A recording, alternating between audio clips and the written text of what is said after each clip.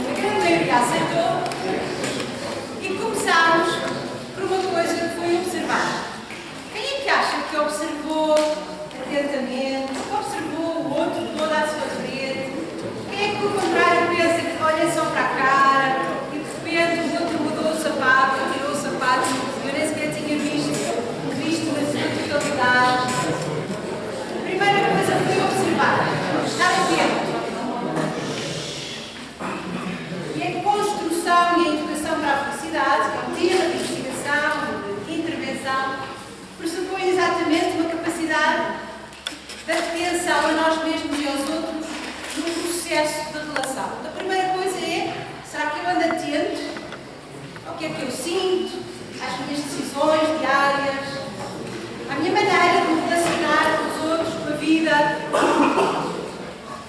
Depois, mudança. Pedimos mudança. Foi fácil mudar? Foi? Ou se não, desistimos. Okay? Para um mostrar ser mais fácil do que para o outro.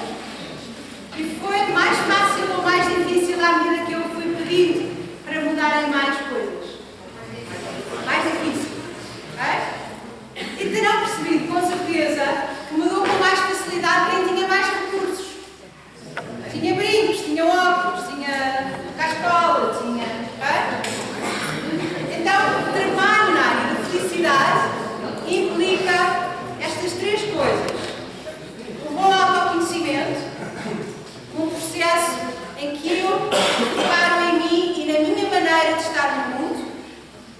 Depois, implica mudança. Porque é que implica mudança? Implica mudança porque nós estamos preparados, biologicamente, para dar mais atenção ao negativo do que ao positivo. Já devem ter reparado. Se num dia em que as coisas correram todas mais ou menos bem, desde abrir uma torneira e ter o privilégio de ter água corrente para lavar os dentes, para tomar banhos de manhã, até ter comida para o pequeno almoço, até ter amigos que encontro na faculdade, ou ter o privilégio de andar na universidade, uma porcentagem mínima da população mundial que tem esse privilégio. Num dia em que as coisas correm bem, se vocês tiverem um problemazinho, uma discussãozinha com alguém, de que é que vão ficar, em que é que se vão focar e em que é que vão falar provavelmente quando chegarem do dia à casa?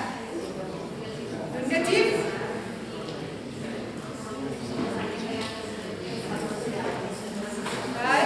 Portanto, vamos ficar mais focados no negativo e muitas vezes até ficamos demasiado focados no negativo e não conseguimos desligar. Certo?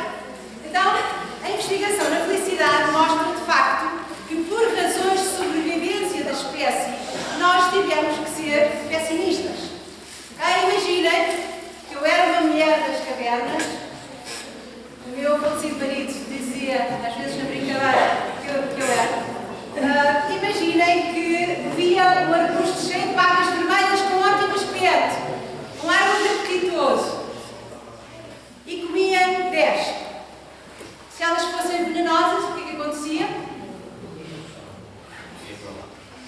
Okay? Provavelmente a minha vida acabava ali, e se eu ainda não tivesse tido filhos, não havia reprodução da espécie, dos meus genes. Portanto, o meu olhar sobre a vida, o nosso olhar sobre a vida, para sobrevivermos, teve que ser enviesado da atenção ao negativo. Se vocês beberem hoje, daqui a um bocadinho, um sumo de ananás, e se ele souber a sumo de ananás, se calhar vão beber o sumo sem tomarem consciência, sem observarem, sem repararem o que é que estão a beber, e estão à conversa, ou estão a pensar na vida, ou estão a estudar, ou a ver coisas no telemóvel. Mas se ele tiver um travozinho estranho, imediatamente tomam consciência. Imediatamente observam. Estamos de acordo? Okay? Então, como o negativo é mais pesado do que o positivo para nos fazer sobreviver, para vivermos vidas mais felizes, nós precisamos de aprender a sobrecompensar o negativo. Okay? A ser capaz de ir para além, de transcender aquilo que são as coisas difíceis e dolorosas que a vida de todos nós tem. E aí entram os recursos, que era a terceira coisa da atividade que vocês fizeram há bocadinho. Quanto mais recursos eu tiver, quanto mais eu souber como é que eu posso lidar com os desafios da vida, e às vezes até com as coisas boas, já vamos ver que às vezes até nem com o bom sabemos, às vezes nem sabemos lidar com o bom, com o elogio, por exemplo. Então, quanto mais recursos eu tiver, mais provável é que eu vá ter uma vida que vale a pena. Porquê é que os estudos da felicidade são hoje importantes? Porque nós estamos a viver uma pandemia mundial de doença mental. Okay? E em Portugal, em particular, temos indicadores trágicos, quer do ponto de vista da incidência da depressão e da ansiedade, quer do ponto de vista da medicação, da quantidade de pessoas que em Portugal está medicada para lidar com a vida. medicamentos psicotrópicos que são para lidar com as emoções, com a dualidade da nossa vida. Posso pedir que levantem o braço aquelas de vocês nesta sala que já tiveram um ataque de pânico? Olhem à volta.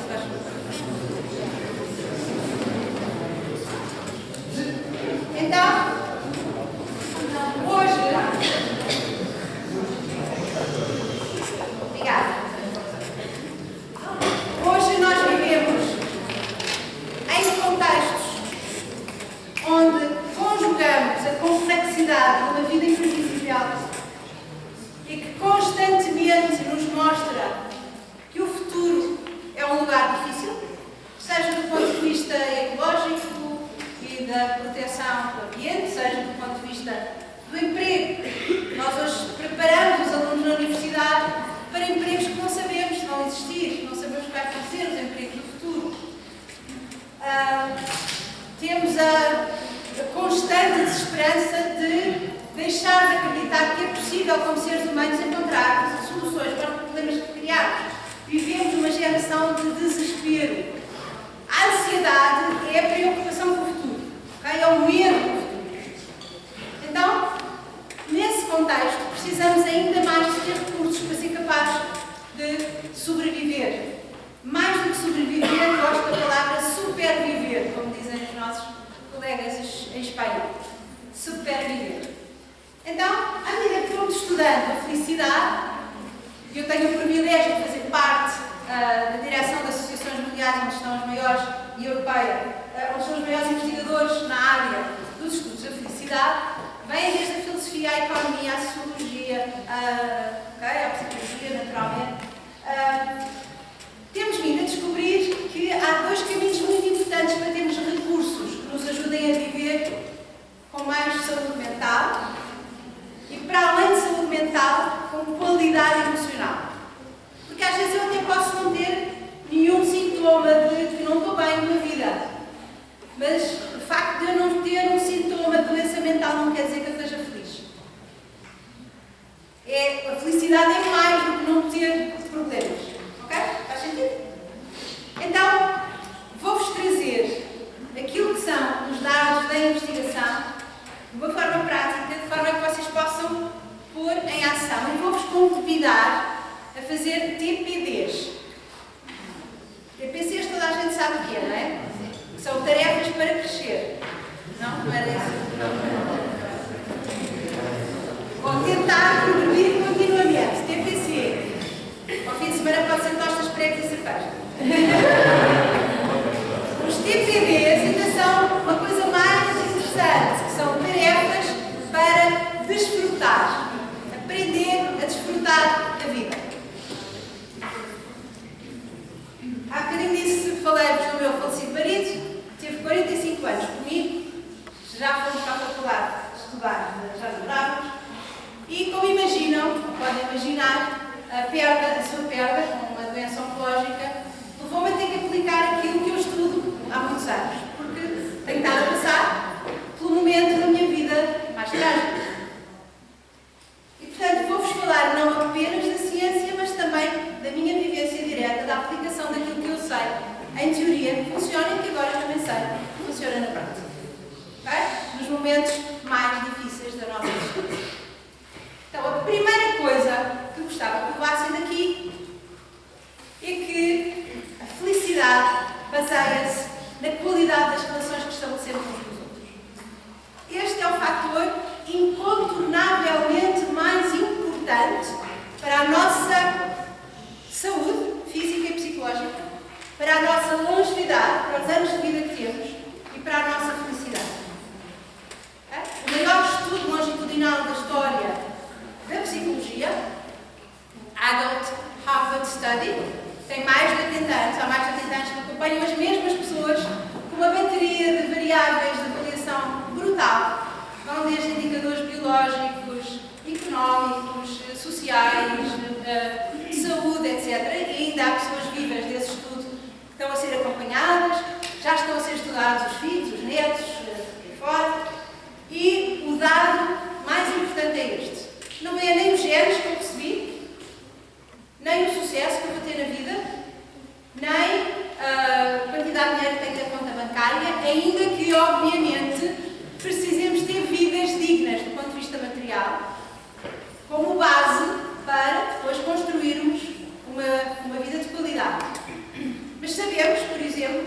já têm o necessário para viver bem, com dignidade, um aumento salarial ou não traz imediatamente como consequência mais felicidade. Okay? Portanto, a partir do limite que sabemos que está definido na economia, a partir de um determinado nível financeiro em que vivemos com acesso à educação, uma casa digna, à alimentação, ao lazer, etc., ao emprego, a partir desse momento, mais qualidade material não significa mais qualidade emocional. Okay? Então, a primeira coisa que tem sido, e a mais importante que tem sido estudada na promoção da felicidade, na educação da felicidade, é exatamente a qualidade da relação com os outros. O que é que eu levo para as relações com as outras pessoas? Porque eu não posso ficar à espera que alguém seja solidário comigo, ou empático, ou compassivo, ou que me traga alegria. Essa dimensão de responsabilidade pessoal naquilo que eu levo para as relações com os outros é fundamental. E às vezes nós achamos que os outros é que têm de mudar para nós finalmente nos sentirmos bem nas relações. Então o tema da mudança, da bocadinho da atividade prática que fizemos, está muitas vezes também presente nesta expectativa de eu ser mais feliz que os outros mudem. Minha mãe tem que ser mais não sei o quê, o meu namorado tem que ser mais os meus professores assim. E o processo de nos responsabilizarmos dentro daquilo que está nas nossas mãos fazer, também por aquilo que levamos ao mundo, é um elemento central, desta qualidade relacional que implica, de facto, dimensões como estas que eu há pouco disse. Somos empáticos, conseguimos viver as emoções que os outros estão a viver, sejam elas boas ou más. Celebramos as alegrias com os outros, por exemplo. Somos ombro quando alguém precisa. A dimensão da compaixão, o que é que eu faço quando alguém está em sofrimento? Nós hoje vivemos assoberbados com histórias dos mídias, de desgraça, de sofrimento humano, que nos leva muitas vezes a desligar essa vivência de poder empatizar, compreender o sofrimento do outro. Sem ela não há coesão social, não há sociedades que evoluam. Então nós estamos a trabalhar muito, na minha equipe, trabalhamos muito, por exemplo, a formação de líderes na área da liderança positiva, empática e compassiva. Temos cursos só para trabalhamos desde presidentes das câmaras municipais até na área da presidência do Conselho de Ministros, ou temos feito intervenção para levar esta ciência para melhorar, para começar a qualidade das relações entre as pessoas. Okay? A partir daqui, há dois caminhos fundamentais. Um deles passa pela qualidade das nossas emoções. Todos vocês neste momento vão sentir qualquer coisa, do ponto de vista emocional. Espero que coisas boas. Emoções boas. Mas também aí ninguém nos ensinou formalmente a perceber o que é que eu estou a sentir, porque é que eu estou a sentir assim. E aquilo que fomos percebendo é que tradicionalmente estudaram-se as emoções negativas. E sabemos porque é que temos emoções negativas e ainda bem que as temos, porque elas foram fundamentais e continuam a ser para a nossa sobrevivência. Ter medo. Se eu não tivesse medo, atiro-me para a frente de um carro ou do quarto andar do edifício. Se eu não tiver raiva, posso não conseguir delimitar fronteiras e proteger-me de mal que alguém me queira fazer. O nojo, são emoções básicas fundamentais. Muitas vezes diz-me, se calhar é melhor não comeres isto ou não comeres isto, que vai fazer mal. Então, nós sabemos para que é que servem as emoções negativas e elas são fundamentais para a nossa sobrevivência. Por isso é bom ter ansiedade. A ansiedade não é uma coisa má. Só é má quando ela se transforma é maior do que eu. Quando eu não consigo mandar nela, é ela que manda em mim. Então, quando começamos a estudar, então as emoções positivas servem para quê? A alegria, o amor, o humor, a gratidão, a esperança. São exemplos de emoções positivas que não tinham nunca sido estudadas ou tinham sido muito pouco estudadas. Então há hoje uma comunidade mundial que tem vindo a investigar para que é que servem as emoções positivas. Já sabemos para que é que servem as negativas, as boas também devem ter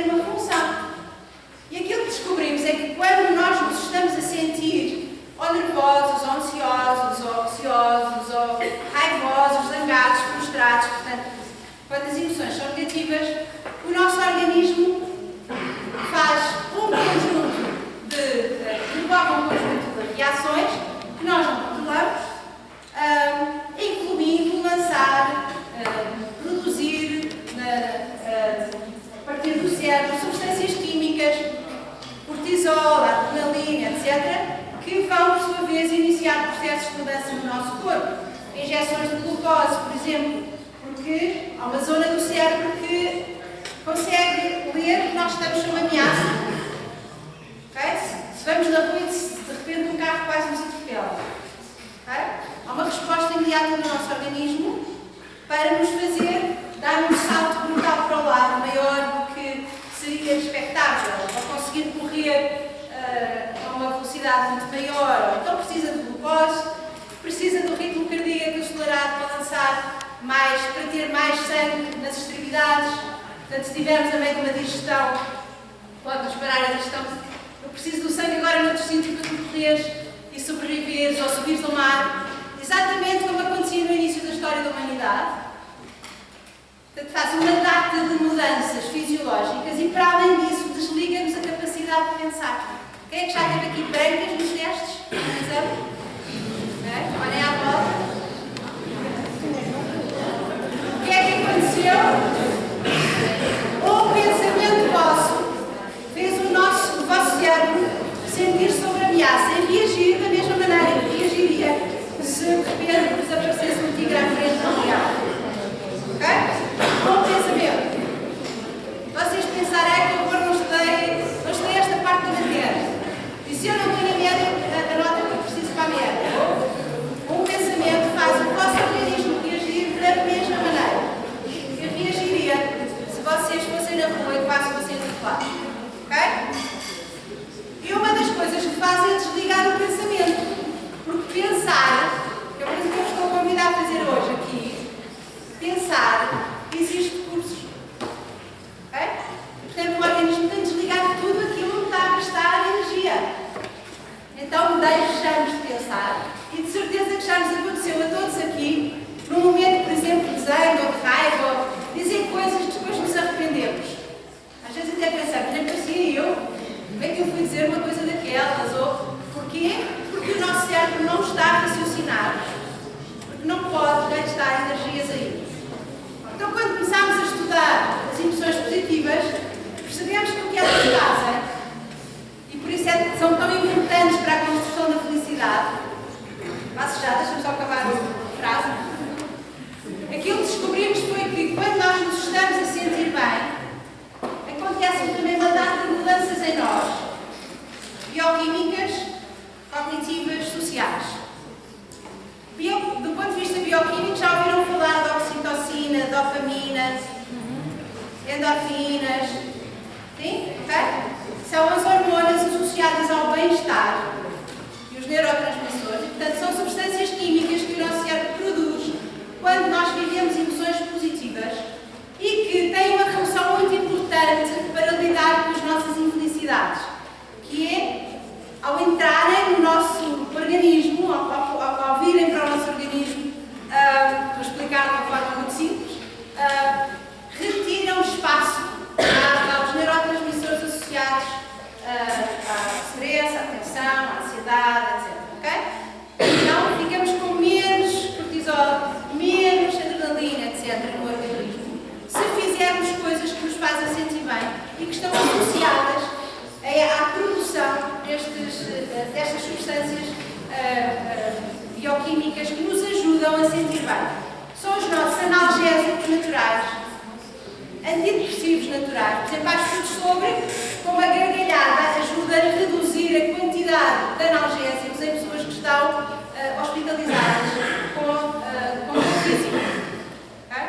Estudos feitos em Portugal, a Helena José fez o doutoramento dela, o primeiro doutoramento de enfermagem na Universidade de Lisboa, foi sobre o humor como um instrumento importante da saúde, okay? Para reduzir, nomeadamente, o consumo de analgésicos. Então, quando nós nos sentimos bem, há efeitos fisiológicos, mas há também efeitos de produção de maior qualidade e quantidade de soluções perante problemas. Ou seja, se eu estiver perante uma situação em que tenho que tomar uma decisão, ou resolver até uma situação cognitiva, não é? No exame, no teste, etc., puser um problema à frente, se eu me estiver a sentir bem, o que a investigação mostra é que eu consigo pensar em mais, em termos de quantidade, soluções possíveis e, para além disso, essas soluções são mais ricas, são mais criativas, mais inovadoras. Okay? Depois fico mais pró-social, ou seja, tenho mais vontade de cooperar com as outras pessoas.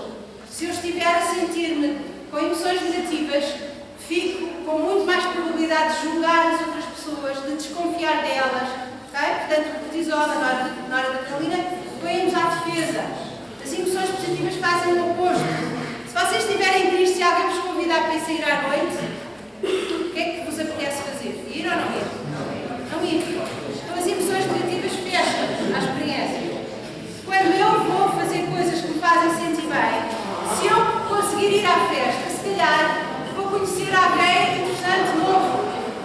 Se calhar vou ter uma conversa que me deixa a pensar sobre um tema que eu vou a seguir explorar. Então as emoções positivas não apenas têm um efeito de no momento nos fazerem sentir bem, terem inclusivamente efeito sobre o nosso sistema imunitário, protegem-nos das doenças, okay? Como para além disso, aumentam a probabilidade de eu ser resiliente e ter mais recursos no futuro. Faz sentido? Tua questão, como é que te chamas? A minha pergunta era se os pensamentos automáticos, se os pensamentos negativos são automáticos ou são no cérebro? Os pensamentos negativos são automáticos? Sim, por exemplo, se estamos numa situação que nem ocorreu nada de mal, se os pensamentos negativos são a primeira coisa que o nosso cérebro, digamos, produz ou pensa. Podem ser ou não, depende do nosso treino. Por isso é que a dimensão cognitiva é também uma dimensão muito trabalhada na área da educação para a felicidade. Nós sabemos que quem tem leituras mais otimistas sobre a realidade, por exemplo, tem mais sucesso do ponto de vista escolar, profissional. Há uma certa ideia de que não podemos ser otimistas, temos é que ser realistas. E essa questão é muito debatível porque a realidade pode ser lida e interpretada por nós de muitas formas. Imaginem que quem aqui tem carta vai guiar e de repente distrai-se com qualquer coisa e bate com o carro na traseira de um carro que estava à frente. Ok? A culpa é minha porque eu não tramei a tempo, ou estava distraído, ou não vi, ou vinha depressa demais, ok? E naquele momento, todos nós que estivermos nesta situação, fazemos leituras sobre a realidade, interpretações, ok? E alguns de nós vamos pensar coisas como: não devia ter saído da cama de manhã, só me acontecem desgraças. Vamos lembrar-nos das coisas todas negativas que nos aconteceram nos últimos tempos, e da semana passada a minha mãe esteve no hospital, rebentou o cano da casa de banho há 15 dias, ok? E vamos buscar tudo o que são as experiências negativas e qual é o efeito deste tipo de pensamentos.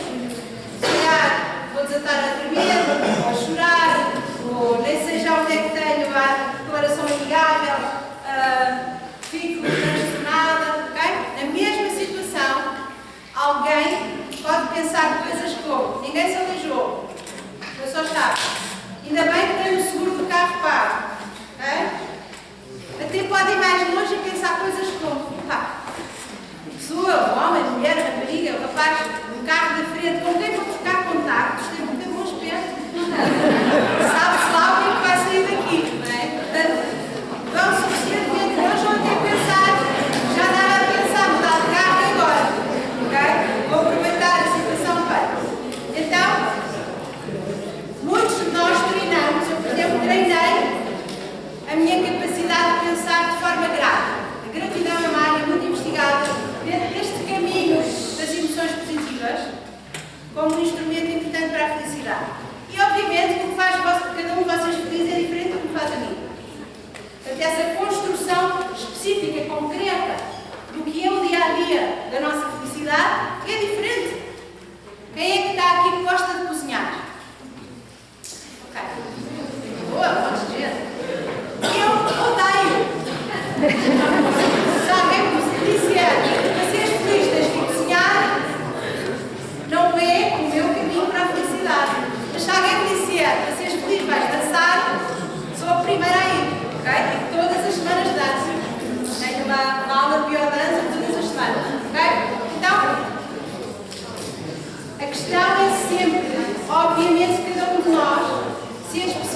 e observar aquilo que faz sentido para si na construção das suas emoções positivas.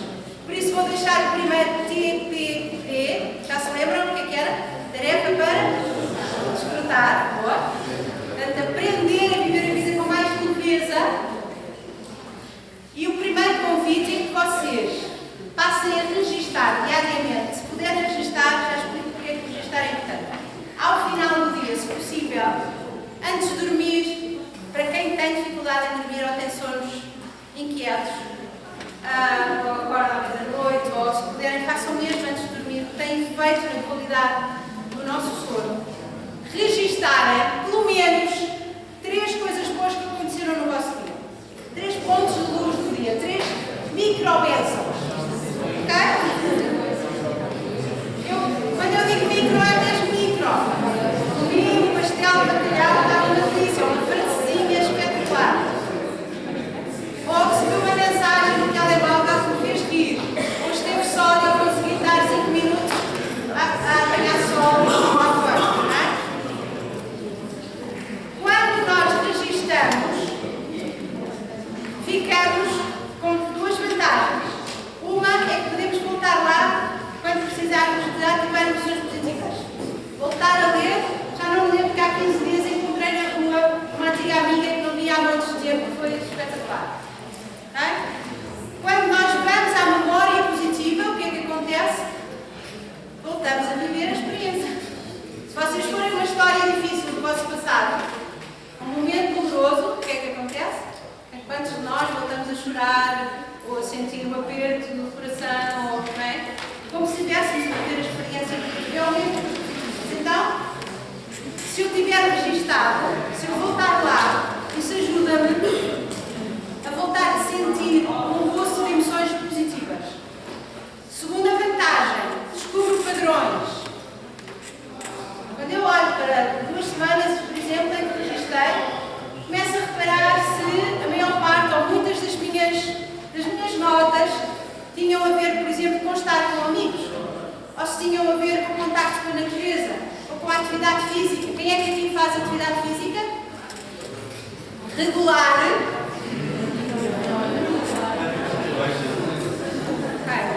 Se quiserem, obrigada. Boa. Se quiserem uma injeção de bem-estar rápido, mexam o corpo em contacto com a natureza e, se possível, junto com pessoas que vocês gostam. Endorfinas, oxitocinas, dopaminas são ativadas. Ok? O nosso corpo não foi feito para estar quieto, foi feito para mexer. Então, a atividade física é imediatamente o instrumento mais importante e mais fácil se quiserem, por exemplo, gerir a vossa ansiedade. Ok? Então, quando registram, começam a perceber padrões. E quando eu sei padrões, posso fazer mais daquilo que funciona comigo. Ok? Outra coisa que acontece é que eu começo a estar atento durante o dia às pequeninas coisas boas que acontecem. Porque muitos de nós temos imensas coisas que já aconteceram hoje boas. Mas se calhar, se eu vos perguntasse, alguns de vocês vão ter dificuldade em identificar coisas boas porque não estão treinados. Isto vai ainda na resposta ali ao colega, não é? Não treinaram o vosso cérebro para ver a cada momento, ao longo do dia, o que é que está a correr bem. O que é que me está a fazer sentir de uma forma positiva, construtiva, mais leve, mais bem disposta, mais confiante em mim, por fora. Okay? Então começo a reparar. Às vezes, durante o dia, penso: olha, esta é boa para amanhã, para anotar logo à noite. E quando eu faço isto, acontece outra coisa, que é aumento a probabilidade de desfrutar da experiência, em vez de passar por ela por dentro. Já que isto é bom, bora lá aproveitar. Vamos apreciar, vamos viver intensamente. A maior parte de nós só estaciona nas coisas más. Então precisamos de treinar a nossa capacidade de focar naquilo que está a acontecer de bom, e aí entra a dimensão da gratidão. Eu, desde o falecimento do meu marido, por exemplo, obrigo-me diariamente a acordar logo, a pensar coisas como: ontem tive uma cama quentinha para dormir. Abro o store, tenho o privilégio de ter vista de mar, não por muito tempo estão a construir à frente, mas segundo pensamento, e poder olhar esta beleza da natureza. Há uns anos atrás dei uma formação sobre felicidade para líderes portugueses que estavam em grandes empresas espalhados pelo mundo e que tinham ido fazer um curso de liderança da Harvard e pediram para fazermos um jantar só para eu trazer o tema da ciência da felicidade. E uma delas, a dada altura, contou a seguinte história. Disse: eu provavelmente vou chocar quem está aqui, mas desde que a minha irmã, aluna de medicina, que era também uma atleta federada, teve um acidente de automóvel e ficou paraplégica numa cadeira de rodas, a minha felicidade aumentou. Toda a gente olha para ela e está super triste, mas a tua irmã. Mas o que é que ela disse? Disse: olha, eu hoje levanto-me sozinha da cama e agradeço por poder levantar-me. E a seguir vou tomar luz e penso: uau, que bom que é eu ter esta autonomia de um corpo que mexe, de um corpo. Ok? Portanto, a experiência horrível de ter a irmã doente, incapacitada do ponto de vista físico, levou-a a fazer uma coisa que ela nunca tinha feito na vida, que era passar a reparar nas coisas boas que tem e que nem sequer notava. Então, uma das minhas responsabilidades tem sido exatamente dizer às pessoas o que é preciso fazer para vivermos o melhor possível antes de nos ter que acontecer uma coisa qualquer má que nos leva a perceber o que é importante. Quanto mais vocês souberem isto mais cedo na vida, melhor a vossa vida vai ser. Mais qualidade ela vai ter, mais vai valer a pena. Ok? Então, primeiro TPD, está memorizado. Se tiverem família ou gente próximas, façam com outras pessoas. Fazemos em reuniões de equipa, em empresas, por exemplo, terminar uma conversa, uma reunião de equipa sobre o que é que houve melhor na nossa opinião. O que é que temos a agradecer a cada um de nós neste processo. Então, a gratidão é um instrumento importante na promoção da felicidade. Segundo caminho, disse-vos que eram dois, certo? Portanto, qualidade das relações no meio e depois, muitas vezes, as nossas emoções positivas vêm exatamente das relações com os outros, não é? O segundo caminho é um caminho que tem a ver com o propósito de vida. Então, foi-se descobrindo que até há pessoas que alimentam diariamente e bem emoções positivas, de tal forma que há estudos que mostram 10 anos de diferença em termos de longevidade entre quem todos os dias tenta viver emoções boas versus quem está sempre todos os dias só se queixa, está muito, deixa a vida pesar-se no seu pior. Gostam de estar ao pé de pessoas que só se queixam? Só falam de problemas, muitas vezes somos nós essa influência, não é? Então, neste processo, né, de construção, a partir das relações, boas emoções, há uma segunda dimensão que é para que é que serve a nossa vida. Percebemos que só ter emoções positivas não se chega, porque se eu tiver uma vida com muitas emoções positivas diariamente, e me sentir amada, e reconhecida, e valorizada, e se rir muito, e se agradecer, e se tiver esperança sobre o futuro, etc., mas não tiver propósito para a minha vida, ativamos uma resposta inflamatória do organismo. Ou seja, o nosso organismo precisa de saber porque é que eu me levanto da cama de manhã. Precisa de saber o que é que me faz ter vitalidade, energia, vontade de ir à luta da vida diária. Okay? Então, essa dimensão, primeiro era a dimensão hedónica. Hedonismo é procurar o que nos dá prazer, fugir do que nos dá dor. Portanto, as emoções positivas como princípio fundamental da dimensão hedónica. E este caminho, a palavra também é complicada, de grega, eudaimonia, foi uma palavra criada por Aristóteles, que se interessou muito por estudar o que é isto da felicidade e que usou esta palavra para expressar o seguinte: a palavra eudaimonia, eu significa bom, do ponto de vista da etimologia grega, e daimon significa essência. Ok? Meu espírito.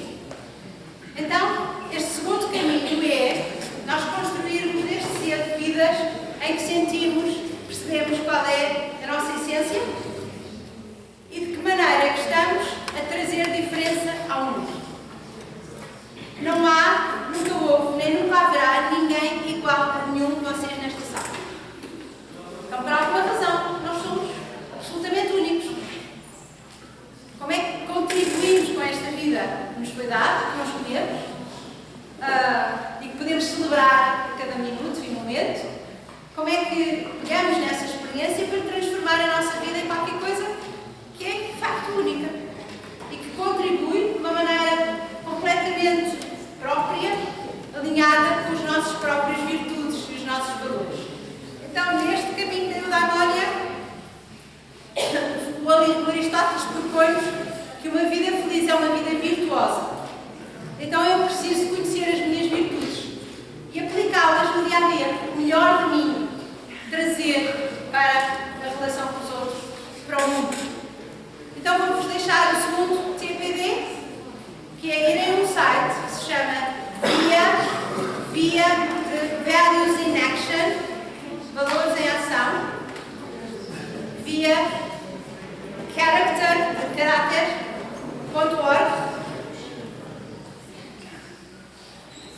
Não é o primeiro que aparece quando fazem a busca no Google, que é um patrocinado e que diz teste de personalidade, não é isso? Vão entrar e procurar um site em azul que vos convida a responder a um survey. E o que vão fazer é responder às perguntas que aparecem e, ao responder, vão fazer o vosso perfil das vossas forças e virtudes de caráter. Via character.org.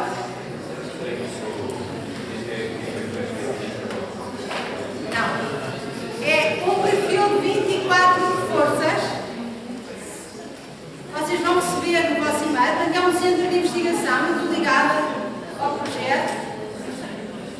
Ainda agora fizemos um estudo com 30.000 respostas de todo o mundo sobre a paz no contexto comunitário, o que é que são as forças de caráter associadas à paz das comunidades. Portanto, o que vocês vão receber no vosso e-mail, tem que dar o vosso e-mail e o vosso perfil das vossas forças, ok? E ele vem das mais fortes para as mais fracas. Tudo são forças, não se preocupem com as mais fracas, vão se focar nas mais fortes. Okay? Nas 5 ou 7 de topo, elas vêm hierarquizadas. Então, não é para dizer agora, é para dizer com tempo, demora cerca de 15 minutos a responder. E o TPD é que depois de vocês fazerem o vosso perfil das forças, pode ser a justiça, pode ser a espiritualidade, pode ser o sentido de humor, pode ser a curiosidade da aprendizagem.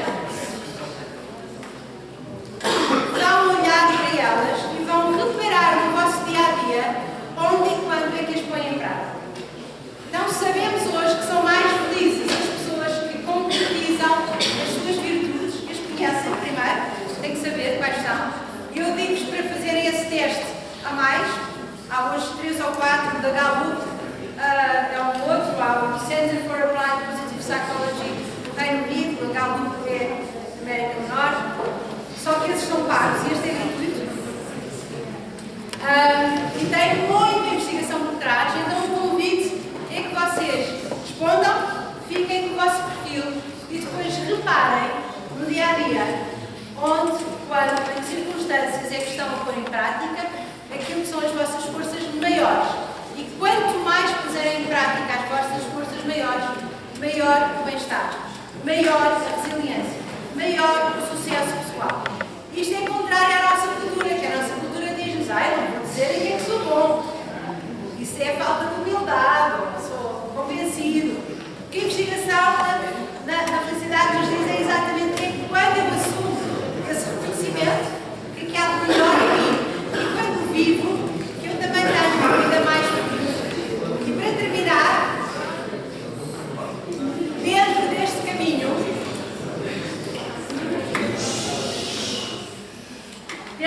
caminho, da eudaimonia, para que é que serve ser muito virtuoso só para mim?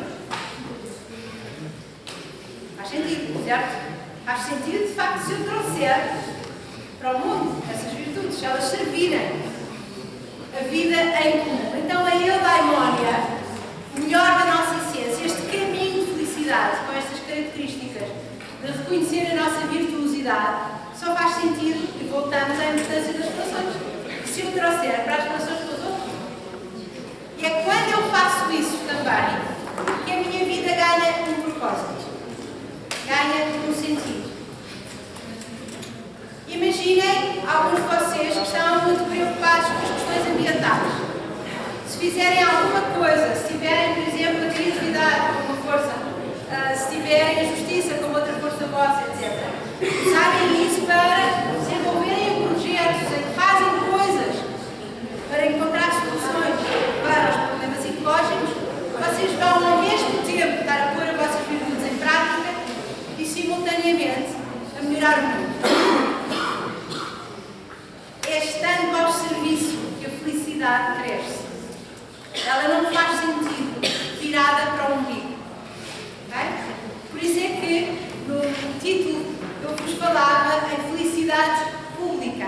Okay? A felicidade pública é a felicidade enraizada na perspectiva coletiva, nas relações, nos bens relacionais que estabelecemos uns com os outros, na qualidade dessas relações, não instrumentalizando as relações e estando cada vez mais em respeito, em entrega, em compromisso,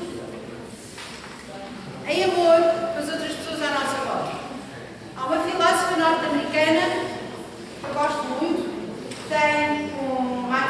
tem um livro que se chama Porque é que o amor é importante para a justiça social?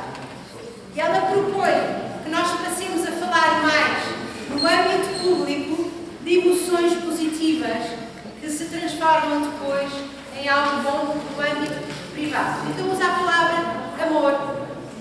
Eu conheço hoje diretores de empresas, de grandes empresas, em áreas muito diversificadas, desde a área das novas tecnologias até a seguradoras, ou que fazem discursos para os seus colaboradores e podem vir da economia, da engenharia e que estão a falar da importância das relações a partir do amor nas empresas.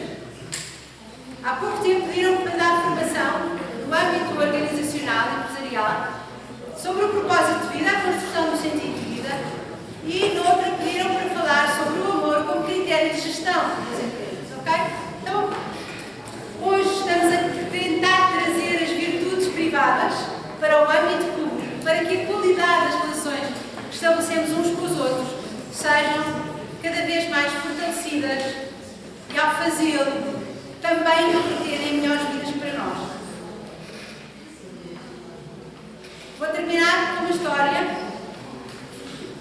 agradecendo naturalmente toda a vossa vontade de estar aqui hoje, a vossa atenção, desejando que levem isto um bocadinho para a vossa vida. Se quiserem seguir nas redes sociais, estou sempre a escrever textos de reflexão sobre estas temáticas, trago convites e iniciativas que fazemos no âmbito digital, acessível, abertos ao público, desde aprender a comunicar de forma não violenta, a desenvolver a nossa empatia ou promover a nossa saúde mental. E termino com uma história para vocês. E a história é do Jorge Luís Borges, que eu gosto muito da sua escrita. Ele tem uma história muito simples, que é uma criança de uma condição social muito fragilizada e económica fragilizada, vive muito longe do mar e pede ao pai sistematicamente que deve ver o mar. E o pai vira a vida toda para ser capaz de recolher recursos para levar o seu filho a ver o mar. Finalmente isso acontece. E quando chegam à frente do oceano, pai e filho, o pai fica tenso e a criança também. E em silêncio, olhando para o mar, dá a mão ao pai e diz: Pai, ajuda-me a ver. Às vezes as nossas vidas parecem uma coisa tão gigantesca como o oceano, na sua complexidade, sua dimensão. Então podemos dar a mão uns aos outros para